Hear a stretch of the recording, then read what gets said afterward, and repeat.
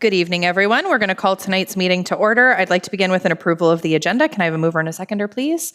Councillor Stevens and Councillor Sherwood, all in favor? And that is carried. Any disclosures of direct or indirect pecuniary interest? Seeing none, there is a recommendation that a closed meeting of council be held pursuant to Section 239, subsection 2 of the Municipal Act for the purpose of considering the following subject matter: the closed session minutes from August 11th, the library closed session meeting minutes from the 13th of January and of 26th of March, the Orangeville BIA closed meeting minutes from June 19th. We also have a verbal update regarding 11A York Street Land Tribunal, which is litigation or potential litigation, including matters before administrative tribunals affecting the municipality or local board.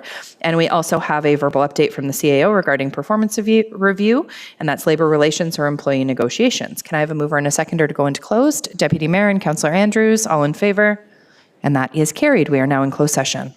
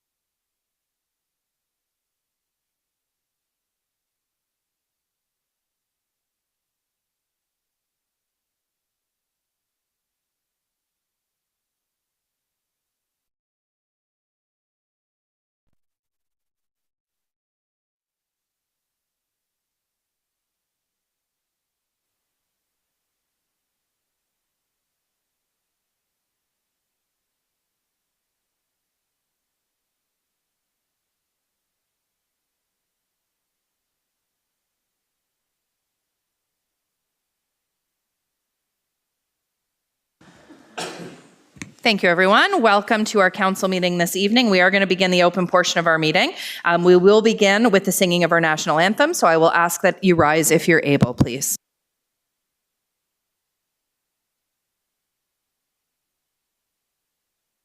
O Canada, our home and native land, true patriot love in all of us command. With glowing hearts we see thee rise, the true north strong and free. From far and wide, O Canada, we stand on guard for thee. God keep our land glorious and free. O Canada, we stand on guard for thee. O Canada, we stand on guard for thee.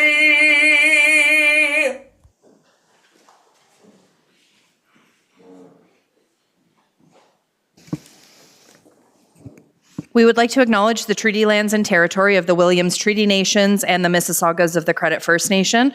We also recognize that Dufferin County is the traditional territory of the Wendat and the Haudenosaunee and is home to many Indigenous people today. Tonight's meeting is being aired on public television and or streamed live and may be taped for later public broadcast or webcast. Your name is part of the public record and will be included in the minutes of this meeting. Any member of the public who's connecting via telephone is reminded to press *9 to raise their hand and indicate their intention to speak, and dial *6 to mute and unmute when called upon during the appropriate portions of the meeting. Ahead of our open session, we did have a in-camera session, and we do have a rise and report. The recommendation is that the minutes of the August 11th, 2025 closed council meeting be approved, and that the January 13th, 2025 and the March 26th, 2025 Library Board closed meeting minutes and the June 19th, 2025 Orangeville BIA closed meeting minutes be received for information, and that the confidential verbal report from David Smith, CAO, regarding the CAO performance review be received, and that the 11A York Street Ontario Land Tribunal verbal update be received, and that staff proceed as directed. Can I have a mover and a seconder, please? Councillor Stevens and Councillor McIntosh, all in favor? And that is carried unanimously. We also have minutes from the August 11th, 2025 council meeting. I need a mover and a seconder to receive those and approve. Councillor Andrews and Deputy Mayor, all in favor? And that is carried. Not on our agenda, we are going to just pause for a moment, and I'm going to turn the microphone over to Councillor Stevens, who is going to talk about the Accessibility Awards. Councillor Stevens. Thank you, Madam Mayor. As chair of the Access Orangeville Committee, it's my honor to announce two winners.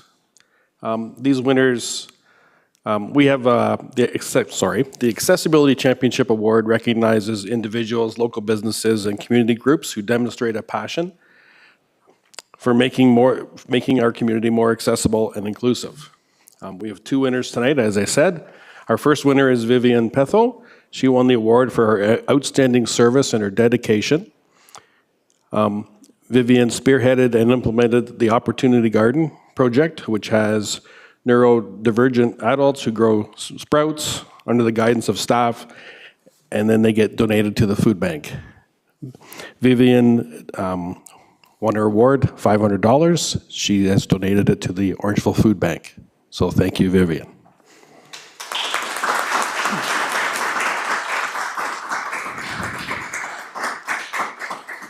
Our second winner tonight is Inclusive Perspectives for their ongoing dedication in our community. They do an outstanding job. They include everybody at their business, and if you ever have a chance to go, please go and support them. They donated their $500 to a community swim. So on behalf of them, thank you very much, and it's an honor for both of us. Thank you.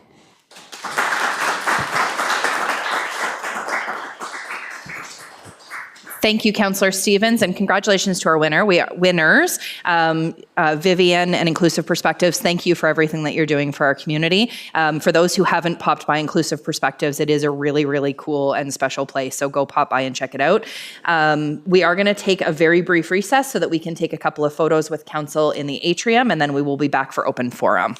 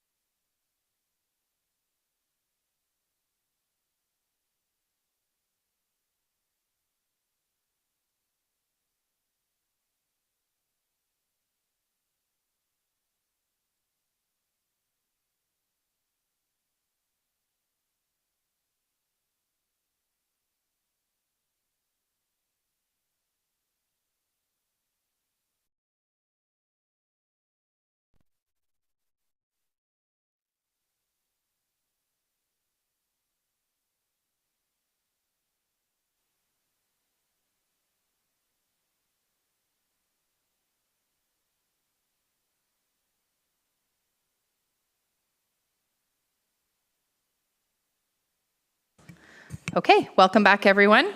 We will now move into the open forum portion of the meeting. Any member of the public connecting via telephone is reminded to press *9 to indicate their intention to speak, and once called upon, press *6 to mute and unmute. I have heard that we do not have anybody on the line. Is that still accurate? We're still good? Yes? Okay, thank you. Open forum speakers have a maximum of 3 minutes to address council. Was there anybody in the gallery who wished to ask a question?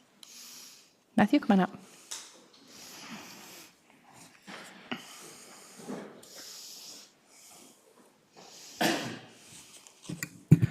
Matthew Smith, 38 McCarthy Street.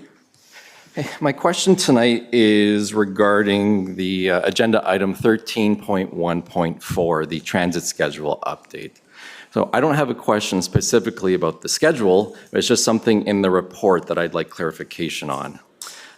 In the corporate implications section, it reads, there will likely be a savings in the range of $54,000 in 2025, which will help offset unbudgeted increased costs related to providing accessible transit vans until new accessible buses are delivered in mid-2026. So that's the statement that I don't quite understand. Because the town, as far as, well, not as far as I know, but it's known that the 3 transit vans have been leased by the town for 5 years, and the lease started in January 2023. And it's approximately $30,000 a year for each lease. And then this is where, as far as I know, it was ordered for the on-demand transit service, but that service never really came to fruition. So if the town already owns the assets and First Student is supplying the staff, and the transit vans are being used in the evening, or sometimes they trail behind a school bus for accessibility needs, so that's kind of nothing out of the ordinary for the buses. They're fulfilling the role in which they were leased. Where is the unbudgeted cost increase for using them coming from? Okay. Mr. DeLeese, I'll turn it over to you.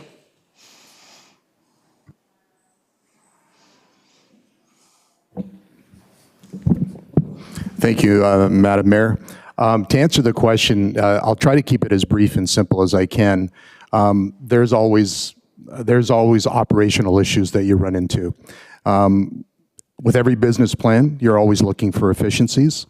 And with all of the transit operations that we have, I think the treasurer pointed out that it costs about $2.5 million to run our system on a yearly basis, and that's all accurate.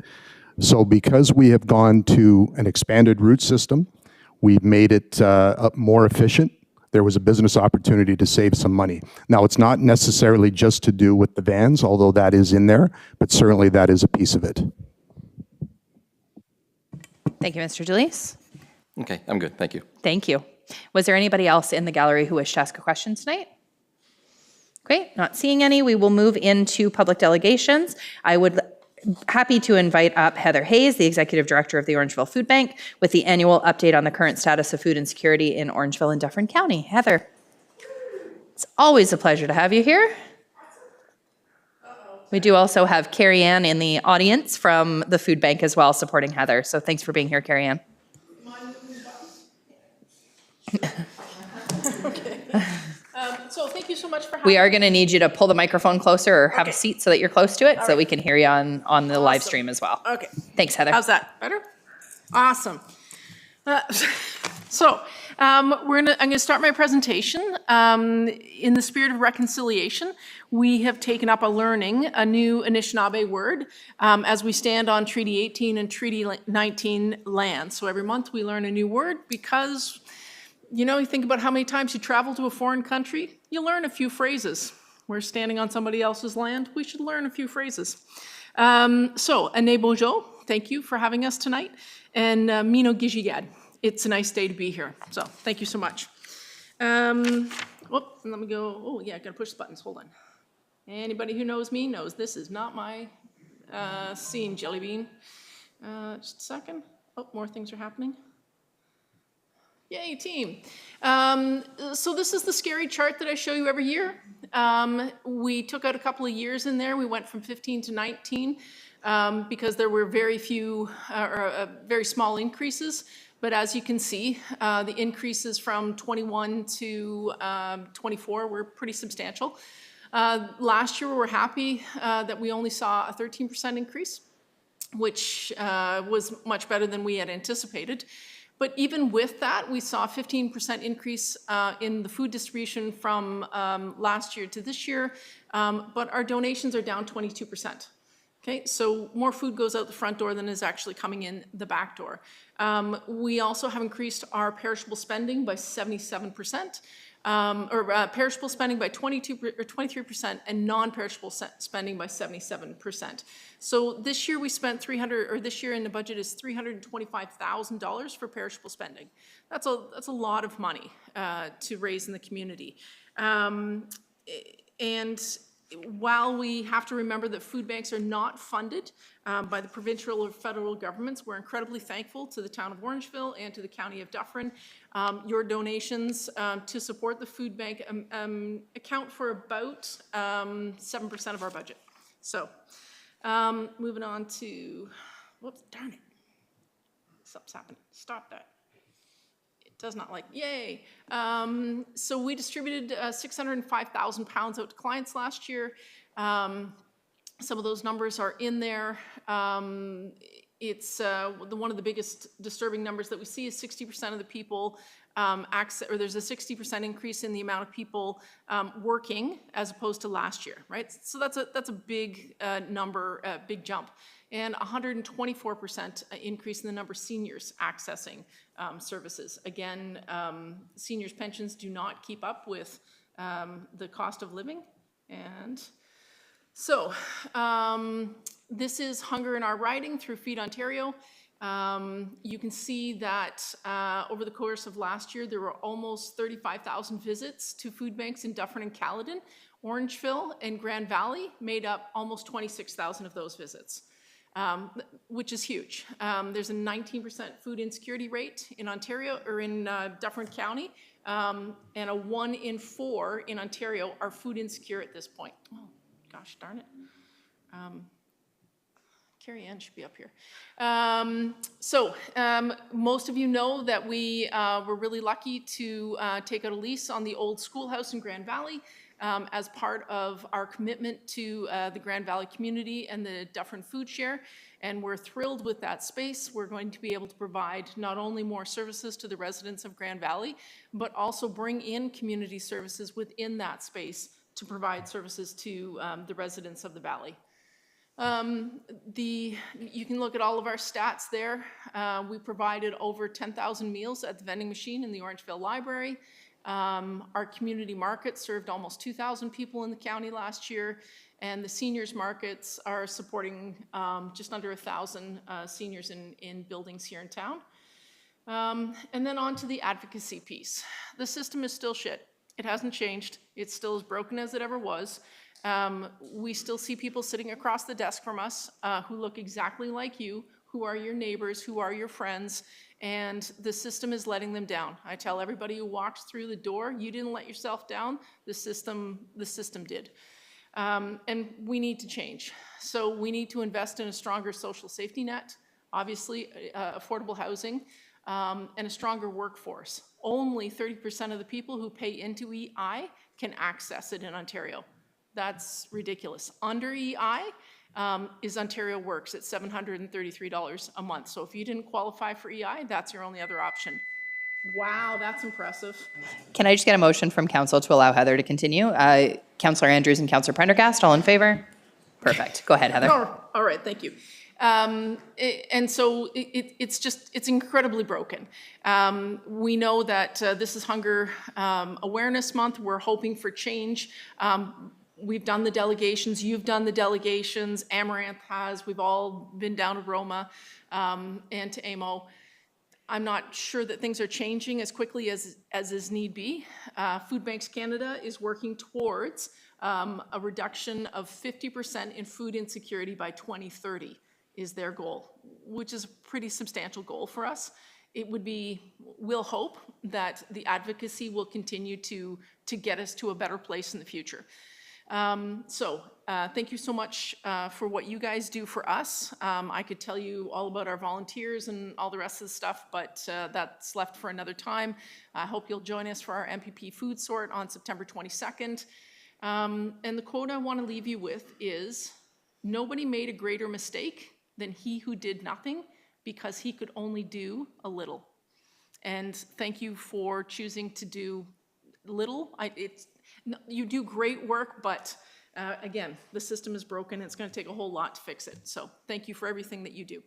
Are there any questions? Thank you, Heather. I do have questions. I will start with Councillor Andrews. Go ahead, Councillor Andrews. Yeah, thank you, Your Worship. And Heather, you and your team do great work. You really do. And I think, members of our community understand that. Certainly, on one hand, encouraged by some of the numbers, but disturbed by some of the numbers too as well that you've indicated. I think that what we have from a societal perspective, we are being asked in so many different ways to give back, and some people just can't give anymore. And to your point about some of our seniors and what I call now, in some cases, the working poor. I'm zeroing in on one part of your last slide here. As the chair of the Affordable Housing Task Force, we're actually wrapping up very soon with our tenure of that particular group.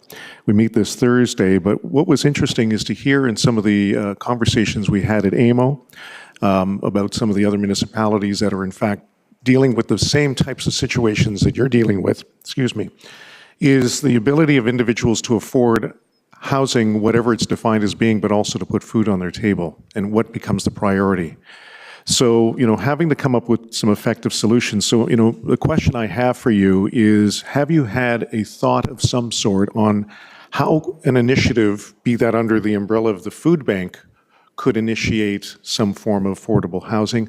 Or is it really a collaborative effort amongst organizations, the municipality, and other entities that have maybe yet to be defined? Heather, do you just want to turn the mic on? Oh, there we go. We got it on for you. Thank you. There's no problem so great that it cannot be solved, in my opinion. It's been a mantra of mine for a long time, but that requires collaboration on everybody's part. This problem has been decades in the making, governments in the making, and that sort of thing, and it's going to take effort on all levels and all sides. But I also think that's a public-private partnership. I think that's community members coming forward. I think it's municipalities making sure that their residents understand how they themselves can impact the housing stock by putting in secondary dwellings and that sort of thing.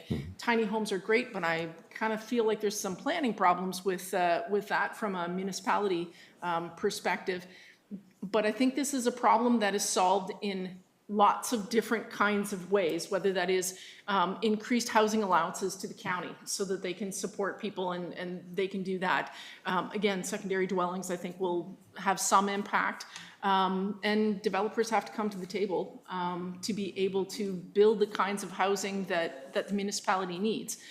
Big, beautiful 3,000 square foot houses are nice, but they're unaffordable and unattainable for most. So it's not if it was an easy fix, I'd have an easy answer, but it's not. It's collaboration on all parts to get this done. I'm so happy to hear that from you, because again, as council will be receiving the final report coming in October, some of which is highlighted in your comments there. But I think the last point I wanted to share is the fact that it is a collaborative effort, but one that will be very unique to each municipality, each community that we serve.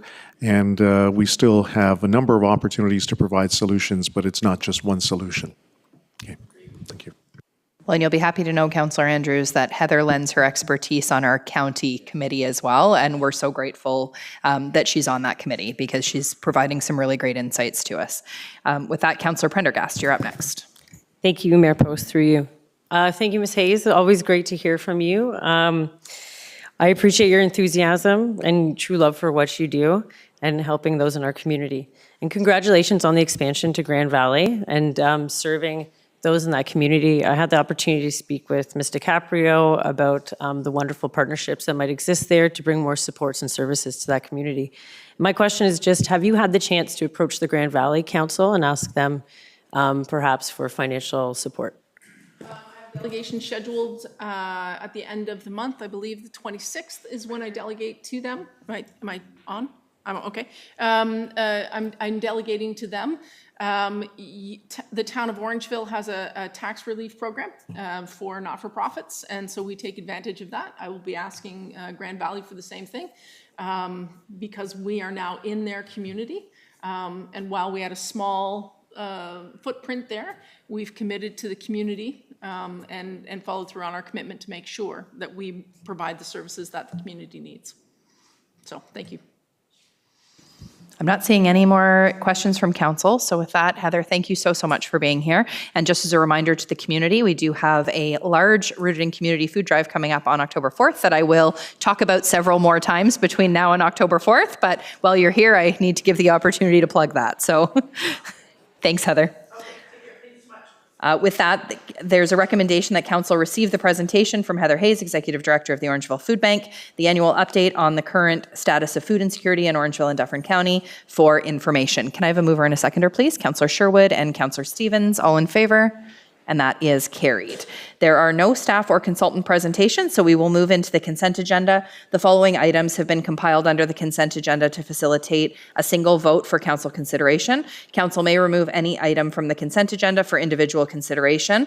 The recommendation, with that, sorry, council, was there anybody wishing to remove an item? Councillor Andrews. Thank you, Your Worship. I have two, 13.1 financial leases and 13.1.4, which is Orangeville Transit. Thank you very much. I'm not seeing any others from members of council, so we're good. Okay, so the recommendation is that all consent agenda items for the current council meeting listed under 13.1 staff reports, 13.2 correspondence, and 13.3 committee board minutes be received or approved as presented, with the exception of the items removed for individual consideration, which include 13.1.1 and 13.1.4. Can I have a mover and a seconder, please? Councillor Andrews and Deputy Mayor. Okay, all in favor? And that is carried. We will move to 13.1.1, financing leases. The recommendation is that report CPS 2025-64, financing leases 2024, be received. Can I have a mover and a seconder to put it on the floor? Councillor Andrews and Councillor Prendergast. And Councillor Andrews, I will turn it over to you for your questions. Yeah, thank you very much, Your Worship. And having jumped into this particular report, looking at it from a perspective in 2024, 2025, and of course, when we ended up taking a look at the relationship that was struck with Enterprise, I guess that would have been in our previous term, if I recall, and again, it came to fruition in 2023. But where I'm going with this, I did pose the question to our finance department, and just for the sake of clarification, where I was going with the question was the fact that we have a variety of leases with vehicles, and what typically happens at the end of a lease, the penalties can be applied on the wear and tear on a vehicle, number of kilometers, what the condition of the vehicle is. Do we have any penalties that are part of this particular lease agreement with that organization? I believe we have Mr. Fady on the line for any questions, our Deputy Treasurer.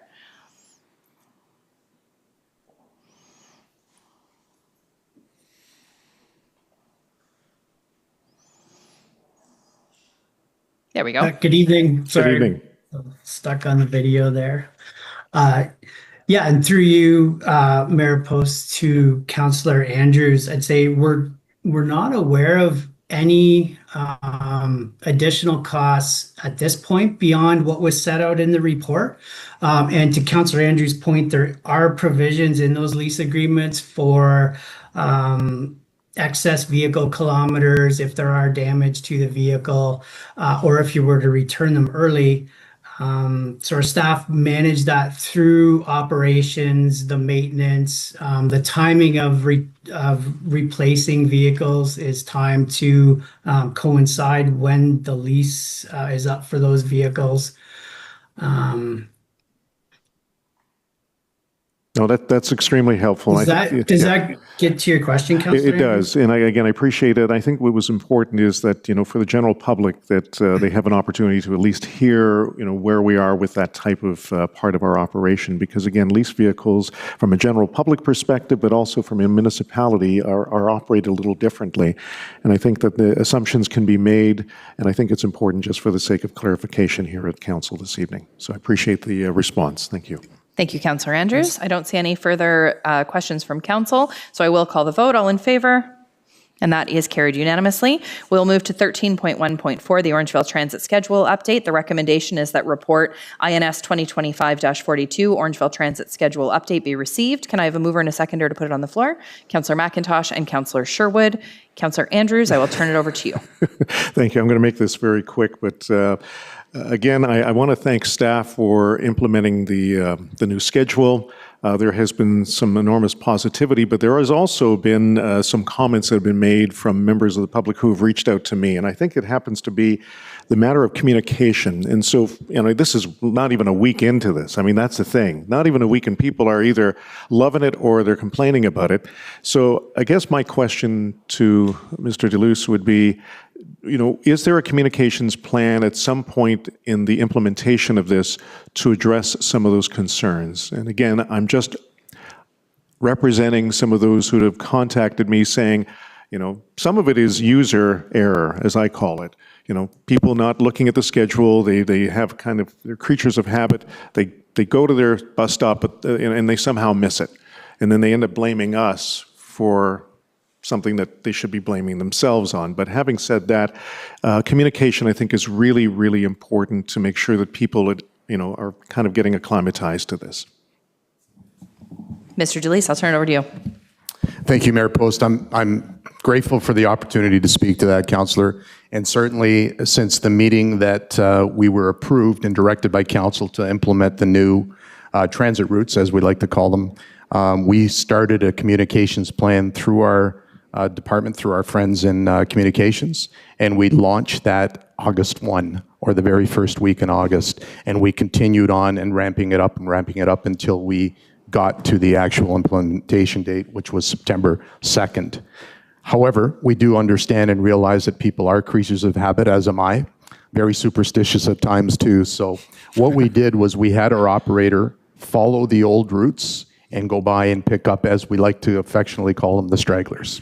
So what we did was we picked them up with our transit vans, we brought them to the transit hub, we dropped them there, and then they were given a schedule, they were given the new information for those that may not have seen it. But rest assured, I took your comments from that June meeting, we went back to our communications department, we sat down with them, and we went through a very rigorous communications plan that we launched through papers, we launched through our social media platforms, and we gave it to our bus drivers to give to our passengers who take the bus every day. That is truly commendable about that other point there about picking up the stragglers, because again, there are some of those that, again, may end up saying, I missed the bus and I'm going to just find an alternative way to get to work or wherever the destination was. But it's surprising to hear one side of the story from those that are frustrated with their own way of doing things. And again, hopefully they are going to learn a little bit about the new schedule, however they learn about it. But again, tremendous implementation. It's been successful. And I know that we're only kind of a week into it. And let's see where the success is, 6 months from now. But thank you for all that your team is doing too. Thank you very much. And I'm not seeing any other questions on that item, so I will call the vote. All in favor? And that is carried unanimously. We had no notices of motion prior to meeting. Was there anybody who had a notice of motion that they wanted to bring forward tonight? Okay, I do have one. I will be working on to bring to our next council meeting. I know that our next meeting is a public meeting, so the meeting after that. We've had some feedback from both our infrastructure team as well as our emergency services team about the speeds on Highway 10 that fall within our area. We have worked collaboratively quite well with the MTO on some of the safety mechanisms and enhancements on Highway 10, and this would be another step, another layer that we would like to look at. There's some areas where it's still 80 that potentially we'd like the MTO to look at consideration of a drop down to 60. So I'm going to work on a motion for that I will have at our next meeting. Was there any others from anybody? We're good? Okay, we will move into the announcements portion. Does anybody have any announcements tonight? Nothing, we're a quiet group tonight. Oh, okay, Councillor Prendergast, can you just press your, perfect. Over to you, Councillor Prendergast. Thank you so much. I just wanted to put out a save the date for the fall tree planting with Sustainable Orangeville and the CVC. That's on October 18th. Thank you. Fantastic. And I'm not seeing any others, so we will move into bylaws. The recommendation is that all bylaws for the current council meeting listed under item 17 bylaws be read 3 times and finally passed. It's 17.1 through 17.3 inclusive. Can I have a mover and a seconder, please? Councillor Stevens and Councillor Andrews, all in favor? And that is carried unanimously. And just a motion to adjourn. Councillor McIntosh and Councillor Prendergast, all in favor? And that is carried. Thank you for joining us this evening.